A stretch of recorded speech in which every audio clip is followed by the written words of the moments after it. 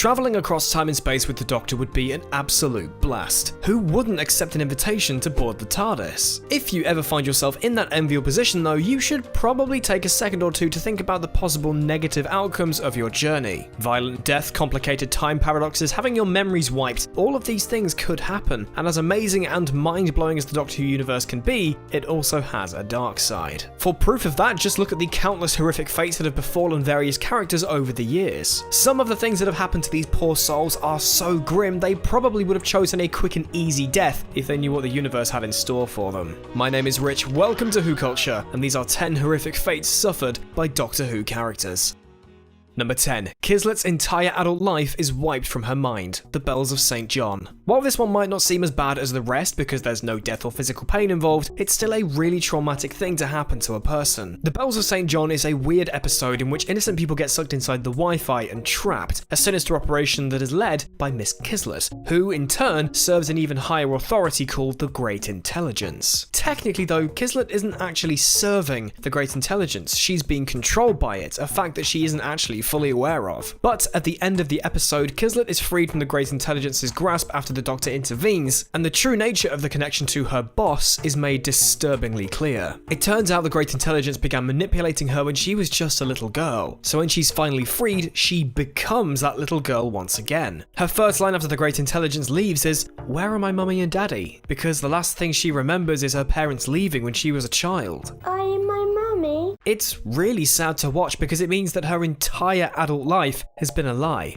Number 9. The Cult of Skaro sucks out Dr. Singh's brains. Doomsday. Working for an organisation like Torchwood would be a really exciting job, simply because you'd be one of the first people to know about any alien activity on Earth. But on the downside, you'd also be directly in the line of fire if those aliens turn out to be hostile, which in Doctor Who, they usually are. And Dr. Singh certainly found that out the hard way in the Series 2 finale Doomsday. After spending the previous episode trying to work out the nature of the mysterious sphere, Singh got his answers when it opened up to reveal the Cult of Skaro, a group of Daleks considered to be more elite than the rest of their species. Basically, if normal Daleks are the Sunday League football, then the Cult of Skaro is the Premiership. The Daleks order Singh to kneel, and in order to learn more information about the Earth and its history, they put their plungers on his head and remove that information directly from his brain like a vacuum cleaner sucking up dust. Singh's screams of pain make it pretty clear that this is a nasty way to go, as does his charred, dried out corpse that we see when the process is complete.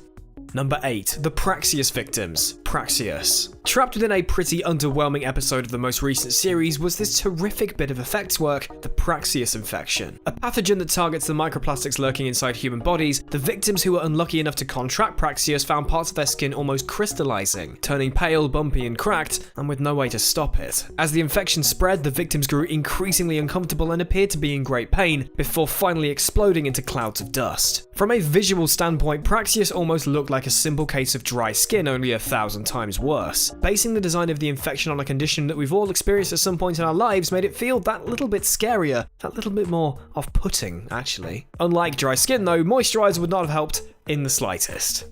Number 7. The Doctor confronts the Family of Blood. The Family of Blood. We've all seen the Doctor get angry, but rarely have we seen him get this angry. After spending the entirety of Series 3's two-parter Human Nature and the Family of Blood attempting to evade the titular family, the Doctor is ultimately forced to confront them in order to put an end to their quest for immortality. In doing so, he gives them that immortality they so desperately crave, only with a dark, dark twist. He wraps the father in unbreakable chains made from a dwarf star alloy and imprisons him. He throws the mother into an event horizon. He traps the daughter inside every mirror in existence, and he suspends the son in time, dressing him as a scarecrow and locking him in place in the middle of a field. So yeah, the family got their immortality in the end, but on reflection, they probably wish they just left the Doctor alone.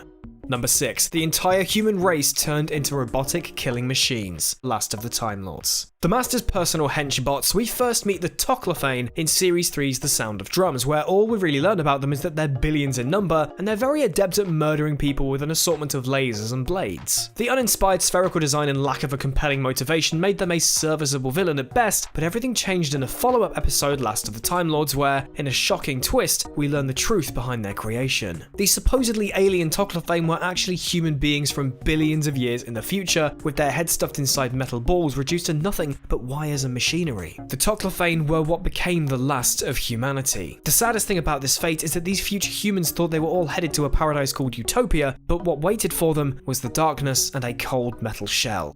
How very depressing.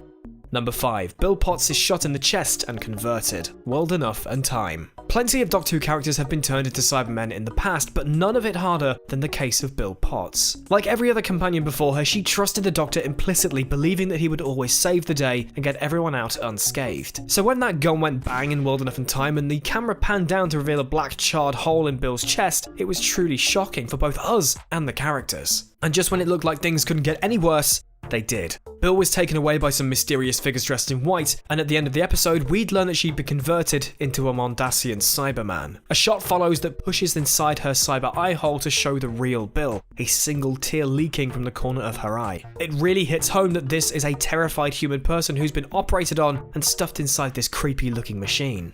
Number 4. Amy Pond is left for dead by the Doctor, the girl who waited. In a scenario we can all relate to a lot more than we could a year ago, the 11th Doctor episode, The Girl Who Waited, finds the TARDIS trio of Amy, Rory and the Doctor landing on a planet that is under quarantine due to a viral outbreak. And if that wasn't bad enough to start an adventure, things decline once again when Amy accidentally traps herself in a faster time stream, and when the Rory and Doctor eventually track her down, it's revealed that she's been stuck fending for herself for a whopping 36 years. 36 years of complete and utter loneliness, a feeling like she'd been abandoned by her husband and her imaginary best friend. The Doctor and Rory didn't mean to do this to her, but it's heartbreaking when you look at it from Amy's point of view. And hell, her suffering wasn't yet over. The Doctor tells her that she can board the TARDIS and leave the planet for good, but at the very last second he shuts the door and leaves her to be killed by the handbots. Dick move. The most tragic thing about this is that, in the end, Amy accepted her death without a struggle. The emotional trauma of being left behind for nearly 4 decades, plus the added weight of the Doctor's final betrayal, clearly made her long for the end.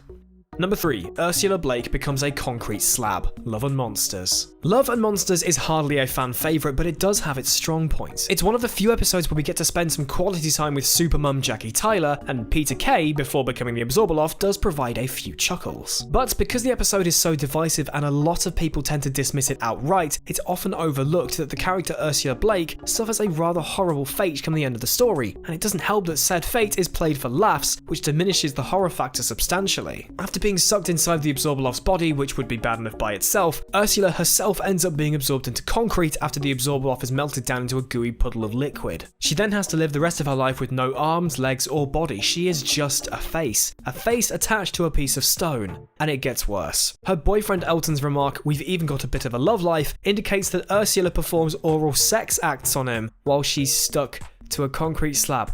Okay, we're thinking about this too much. Moving on.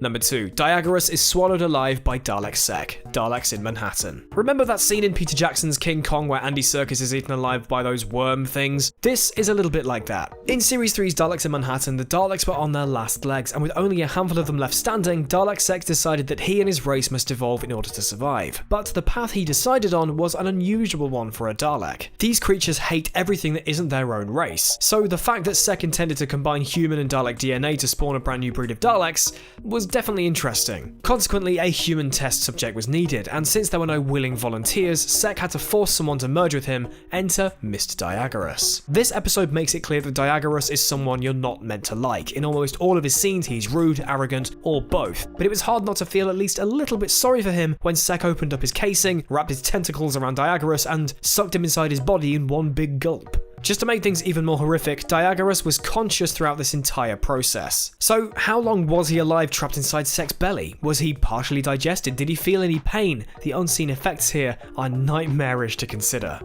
Number 1. Halpen turns into an Ood. Planet of the Ood. Even though the Ood are normally a peaceful race, they do look rather disgusting. With the long, spaghetti-like strings of flesh dangling from their faces, their narrow, slanted eyes and their slimy, bald heads, they're an unsettling sight to behold, but still, they're loyal, helpful, and generally quite harmless. If you treat them with respect. And corporate sleazebag Halpen definitely did not treat them with respect. The head of a company that enslaved the Ood and treated them like cattle, Halpen's disregard for Ood Kaid came back to him to bite him on the ass when Ood Sigma decided to gradually poison him with a tonic that turned him into one of the very creatures he had mistreated for so long. The transformation is pretty gross to say the least. Halpen's hair falls out in tufts before his scalp peels away, revealing the veiny and off-colour head of an Ood lurking underneath. A bunch of Ood tentacles then fall out of his mouth like like vomit, completing the transformation in a sickening fashion. It's a surprisingly disgusting sequence that still holds up today as one of the most shocking character fates we've ever seen in Doctor Who. And that is my list. Are there any of these fates that you definitely do not want to be on the receiving end of? Please let me know in the comment section below. Don't forget to subscribe to the Who Culture YouTube channel if you have not already, and please follow us on Twitter at Who Culture. You can find me on Twitter at PickupChangeToe and on Twitch at RichIsLive. Please check out the Escaping Kasturba's Doctor Who Rewatch podcast. Take care of yourselves, and I will see you soon.